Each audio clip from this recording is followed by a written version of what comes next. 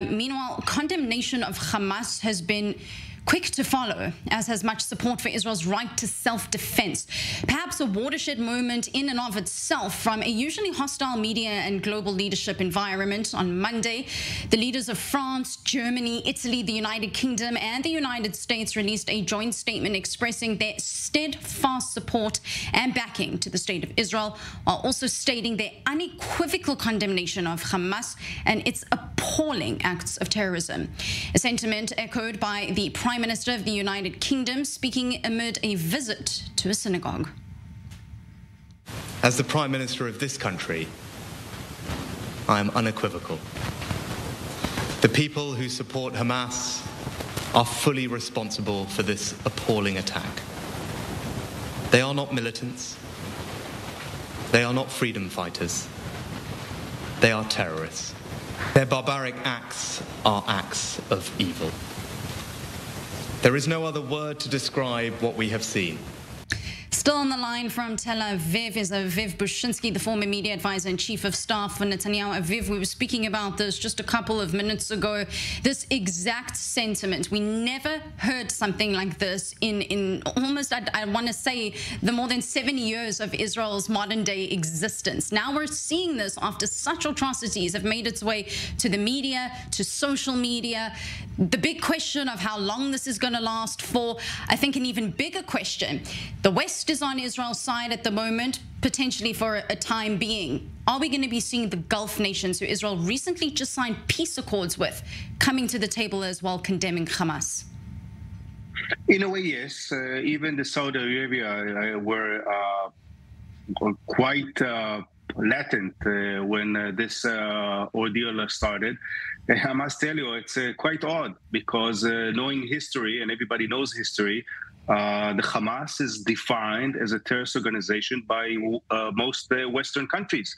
And this is why I'm so puzzled. If it's a terrorist organization, then the world should treat Hamas as a terrorist organization. The fact is, the Hamas is controlling Gaza. It's not the Palestinian Authority in which we have some kind, or officially we have a peace treaty with.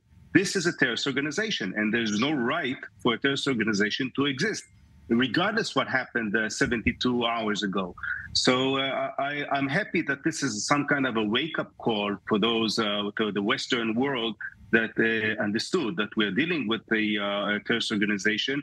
But I'm not that sure that most countries that are supporting us at the moment will agree that Israel will eliminate the Hamas leadership, neither maybe the militant forces, but I'm not that sure that regarding the politicians or the leadership of the Hamas. And this will be a very big challenge for us in Israel to explain to the world that, guys, we are dealing here with terrorists and therefore they have no right, I'm sorry to say, no right to exist. Remembering that this whole event, first of all, started on, as you mentioned, Batya, on an Israeli soil. Second of all, it is now the campaign is in Gaza. Gaza is not conquered by Israel. Gaza has their own territories. Unfortunately, the Egyptians didn't want Gaza when we made the peace treaty with Egypt.